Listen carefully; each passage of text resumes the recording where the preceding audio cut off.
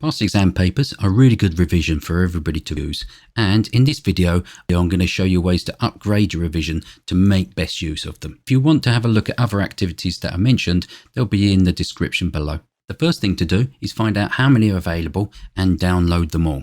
They're easy to find on the internet, and all you need to do is make sure they match the exam that you're doing, and download the mark scheme at the same time. Even just doing the questions by themselves is going to be better revision than most other types of revision. And the reason for this is that the exam questions are the best match to the actual questions you will be doing in your exam, and so they're the best things to be practicing doing. However, just by doing the exam questions doesn't mean you're making maximum use out of those exam papers. Because they're an exact match for your exam questions that you're going to be doing, we can use those exam questions to make really good focused revision. The first upgrade is to look at the mark scheme and check your answers. You need to know which questions you got right and which ones you got wrong. The ones you get right, next time you come across these questions, you can be more confident that you know the answer. And the ones you got wrong, well, that's even better actually, because you've now found some specific gap in your knowledge that you can go and revise. And that leads us to the next upgrade. You've found gaps in your knowledge, and now you can spend time researching those gaps. As I've mentioned in the Reading Level Up video, don't just research the whole topic. It's much better to read to find the exact thing that you got wrong and improve that thing. It might only take you 5 minutes and you've found the answer to the question, and that's great, you've learned something. My next bit of advice is to make better use out of the mark scheme. Don't just look at the answer and go, yeah, I got that roughly right. It looks about right.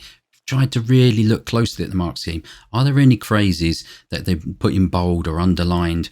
These are the ones that they definitely want in the answers. What would be good for you to do is to update any of your explanations that you've used in your revision and try and keep using those words in your explanations.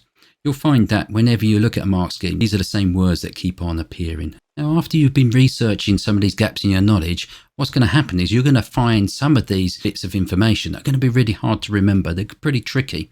So these are the bits of information that you need to turn into your favorite reusable, testable revision activity. What you want to end up with is your reusable, testable activities being full of the trickier information, and you're getting rid of those easier ones, those ones that you get right every time. Have the confidence to get rid of those and just keep the tricky bits, because it's the tricky bits that you want to keep on practicing. And you can use exactly the same strategy whilst you're doing the exam questions. You're going to come across questions there that are tricky, and it's these ones that you want to keep for later. Cut them out along with the mark scheme, store them, and then practice them at a later date. It's those tricky questions that you want to keep trying.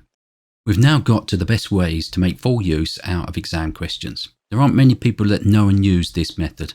Now, what I'm going to ask you to do is when you answer your questions, I'd like you to write down how confident you are in your answers. 100% confident, 50% confident. Don't look at a mark scheme yet. I want you to have a look at those where you're not 100% confident and really think, well, what is it about this question that made me a bit confused? What do I need to find out to make me 100% confident? It might only take you 5 minutes to find the exact answer, so you can now be 100% confident. Go back to your answer, make your decision, does it need improving, and then check the mark scheme. If it's still wrong, this indicates there's still a gap in your knowledge. You can make a note of that and make a decision whether you want to keep on researching that until you're 100% confident.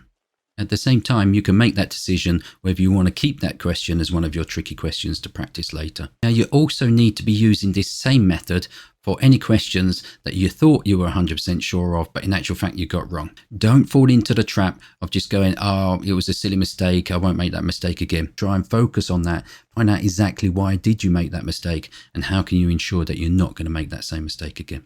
And the last thing I advise you to do whilst you're doing your exam questions is to identify those complex questions that have multiple stages to them. Once you've found that question, what you should do is be really clear about how you approach that question. What different steps do you need to do to answer that question?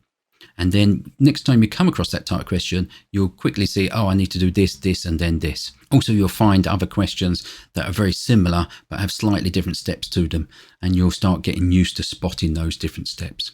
Because these more advanced techniques are so good for your revision, what I'll do is I'll make another video explaining in a bit more detail how to do them. So exam questions are really good for everybody to use in their revision.